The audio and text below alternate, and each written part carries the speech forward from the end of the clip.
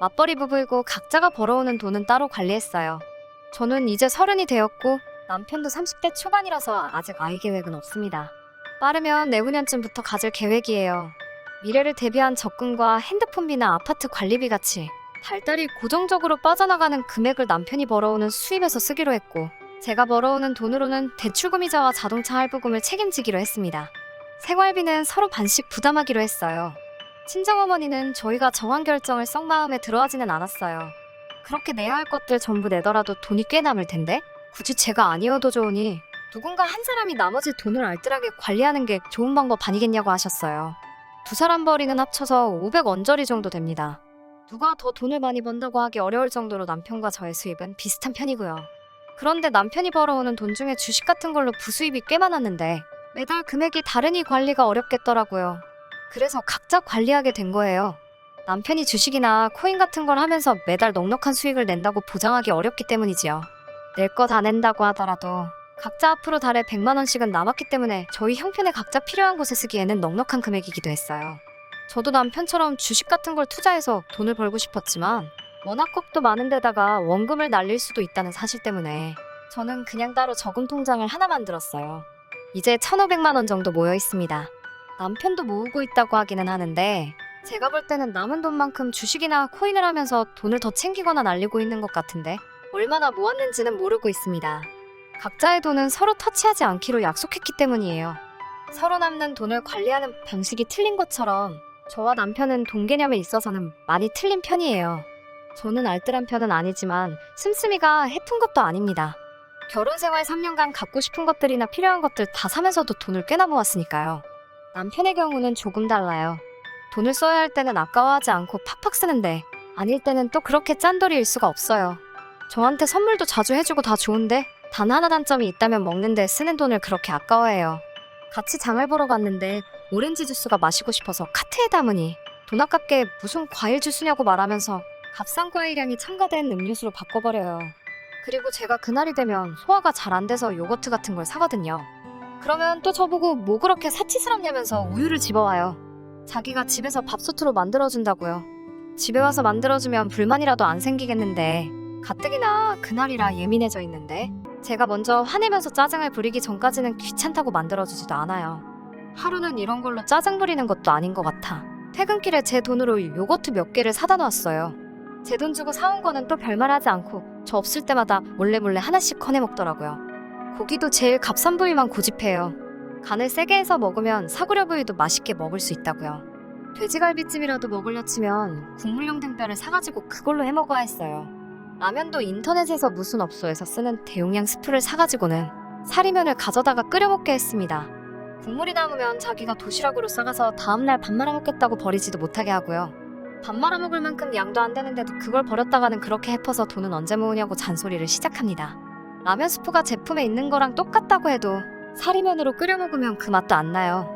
생필품 같은 거 살 때는 먹는 것보다 더해요.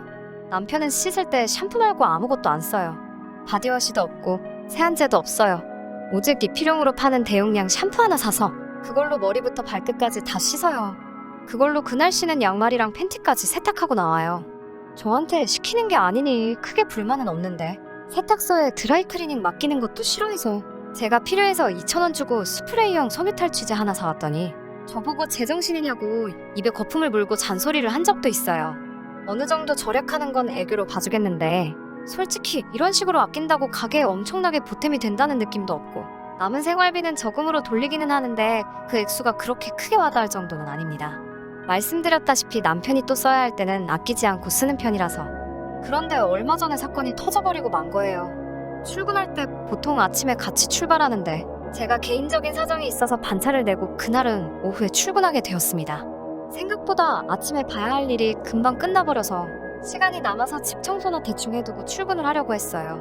전날 저녁에 남편이 친구들하고 게임하면서 마시던 맥주캔을 버려두지 않고 컴퓨터 책상 위에 그대로 두었더라고요. 빈 맥주캔들을 정리하다가 마우스를 건드려서 남편 컴퓨터에 전원이 들어왔어요. 컴퓨터 화면에 이메일이 열려 있었는데 핸드폰 게임 결제 내역이 떡하니 띄워져 있더라고요. 그 금액은 자그마치 30만 원이나 되었어요.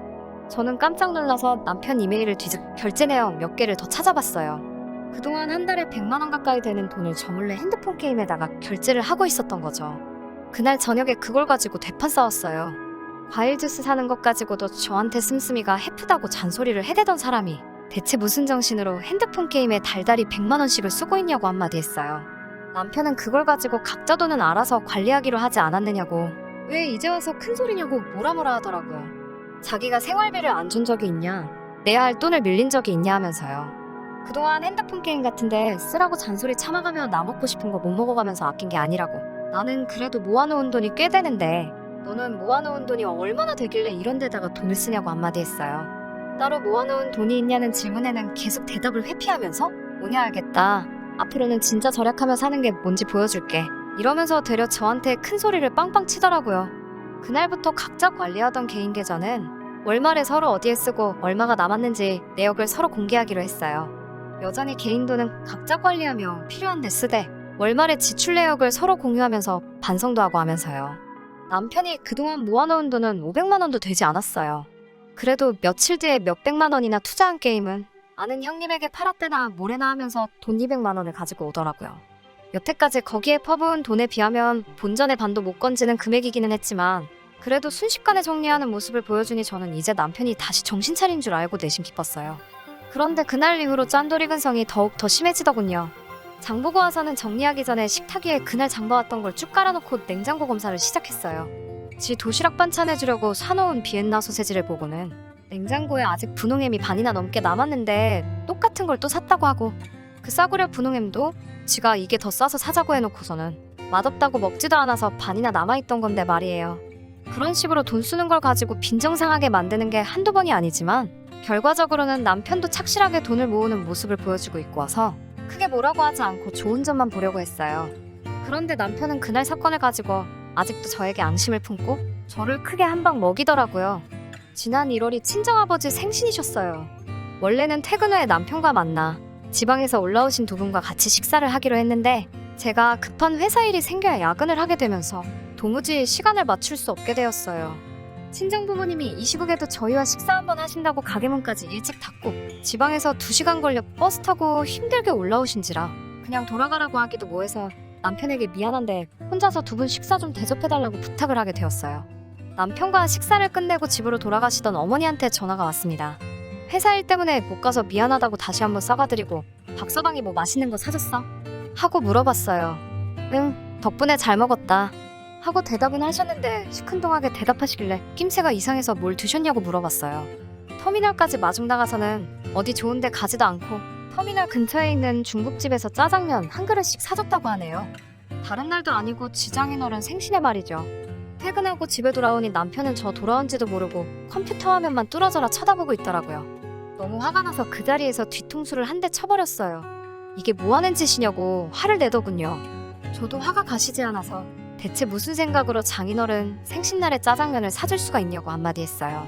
남편은 뭘 그렇게 잘했는지 오히려 저한테 큰 소리를 치면서 장인 장모님 평소에도 고기는 질리도록 보지 않느냐고, 그리고 쓸데없는데 돈 쓰지 말라고 한 사람이 누군데 이제 와서 또 큰 소리냐고 저한테 뭐라 하더라고요. 저희 부모님이 정육점을 하고 계시거든요. 정육점을 하시는 게 고기를 파는 거지 매일같이 드시는 게 아닌데, 남편은 말도 안 되는 논리로 자기가 고기가 질리셨을 두 분을 위해 배려한 거라고 소리를 버럭버럭 지르고 있으니 정말 꼴보기가 싫더라고요. 평소에 양가 부모님 생신 때 자주 외식을 하면서도 지 부모님한테도 도무지 돈 쓰기를 아까워하는 건 알고 있었지만 이 정도로 형편없이 대접하지는 않았거든요. 말 그대로 그때 그 사건 이후로 저 한번 어떻게 먹이려고 작정을 하고 있었던 거예요. 거기에 제가 회사 일 때문에 같이 있지도 못하게 되었으니 속으로 때는 이때다 하면서 얼마나 쾌재를 불렀을까요? 둘 사이의 일을 가지고 저희 부모님까지 끌어들여 저에게 한 방 먹이려고 하는 거지 같은 심보를 보고 있자니 저도 똑같이 해주지 않으면 적성이 풀리지 않겠더라고요. 그리고 벼르고 벼르다가 드디어 지난 구정 때 일입니다. 일정은 시댁에 먼저 들려 이틀을 보내고 친정에 들러 하루, 그리고 집으로 돌아오기로 했어요. 저는 제가 준비한 선물 상자를 들고 차에 탔어요. 남편이 그걸 보고 뭐냐고 묻길래 시부모님 드리려고 옷 좀 몇 벌 샀어 라고 대답만 해줬어요.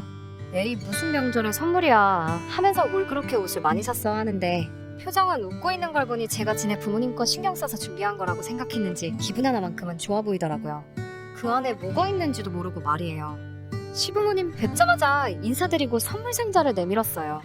두 분도 상자 받을 때 기분 좋아라 하시다가 상자 안에서 옷을 꺼내 펼치시더니 표정이 굳으시더라고요. 얘야, 옷이 좀 많이 큰 것 같다? 네, 알고서 산 거예요. 어머님, 아버님 세탁소 하시잖아요. 백화점에 갔는데 옷들이 마침 사이즈 큰 것들만 다 특가로 팔고 있길래 줄여서 입으시면 될 것 같아서 여러 벌 집어왔어요. 사이즈 줄이는 거 두 분한테는 일도 아니시잖아요. 이렇게 사니까 돈도 엄청 절약되고 좋더라고요. 네, 저는 세탁소를 운영하시는 시부모님께 일부러 사이즈가 큰 옷 선물을 해드린 거예요. 남편이 친정부모님 정육점 하시는 걸 가지고 고기 사드릴 필요가 뭐가 있냐고 따졌으니 저도 똑같이 세탁소 하시는 시부모님께 옷을 직접 수선해서 입으시라고 준비했습니다. 저도 남편과의 유치한 싸움에 시부모님을 끌어들인 게 죄송하기는 했지만 아무것도 모르고 여태껏 기분 좋아하던 남편 표정이 일그러져 있으니 속 한번 후련하더라고요. 남편이 저희 부모님 짜장면 사드릴 때도 이런 기분이었을까요? 남편은 시부모님 앞에 계신 것도 신경 쓰지 않고 저한테 뭐라 한마디를 하더라고요. 저보고 유치하게 이러기냐고 따지길래 저도 일부러 시부모님 들으시라고 그러면 장인어른 생신날 두 분한테 짜장면 한 그릇씩 대접한 건 괜찮고? 하고 말하면서 남편이 저희 부모님한테 한 행동 그리고 각자 관리하던 돈 가지고 쓸데없는데 몇백만 원 날려먹은 사건들을 낱낱이 시부모님 앞에 말해버렸어요. 싸우면서 자동으로 자초지종을 들으시니 시부모님께서도 제가 무슨 뜻으로 이런 걸 준비했는지 한 번에 이해하시고는 남편을 나무라시더라고요. 제 편을 들어주시는 것까지는 기대도 한 적이 없는데 그동안 제가 남편 때문에 마음고생한 걸 이해해주시는 것 같아서 눈물이 훌쩍훌쩍 났어요. 결혼 전부터 짠돌이였던 남편인 걸 알고 계셨던 시부모님은 그런 모습 때문에 남편이 돈 관리를 직접 하는 부분에 대해서 터치를 하신 적이 없다고 하셨어요. 그런데 이번 사건을 계기로 두 분께서도 잘못 생각하셨다며 앞으로 돈 관리는 제가 전적으로 맡아서 하라며 경제권을 저한테 넘겨주셨습니다. 남편 머리로 생활 전반에 관련된 모든 지출을 하고 거기서 남은 돈과 제가 버는 돈은 그대로 제가 관리하고 남편은 저한테 용돈을 타서 쓰는 식으로요. 그리고 시부모님께 드리려고 사온 옷들은 전부 고스란히 챙겨와서 환불받았습니다. 그리고 진짜로 준비한 용돈 봉투 건네드리며 둘 사이에 문제를 시부모님한테까지 끌고 와서 죄송하다고 사과도 드렸어요. 친정에 도착해서도 남편은 그날 짜장면 사건에 대해 자초지종을 직접 설명하고 저희 부모님께 사과도 드렸고 그날 저녁 식사만큼은 남편 돈으로 생일상 못지않게 거하게 외식하고 돌아왔습니다. 물론 남편이 강제적으로 사지 못하게 했던 먹거리나 생필품들 사게 되면서 가계 지출은 조금 늘어난 건 사실이에요. 그래도 제가 전반적으로 지출 관리를 하고 있으니 그만큼 저금하게 되는 액수도 늘어날 것 같습니다. 남편은 아직도 호시탐탐 자기 돈 자기가 관리할 기회만 노리고 있는 것 같아요. 용돈은 넉넉하게 주고 있습니다. 혼자 관리할 때보다 줄겠지만 그걸로 주식을 하든 코인을 하든 어떻게든 불려서 필요한 데 쓰라고요. 물론 요즘 같은 상황에 주식 함부로 건드리는 거 아닌 거 알고 있지만 이제 자기가 자기 돈은 알아서 굴리게 되었으니 허튼데 돈 쓸 일도 없겠죠? 또 허튼데 돈 썼다가는 그 용돈마저도 끊어버린다고 엄포를 놓았어요. 제가 준비한 이야기는 여기까지입니다. 이제 남편이 돈 가지고 뻘짓하는 일은 없겠지만 또 다른 이야기거리가 생기면 나중에 또 사연 한번 보내보도록 할게요.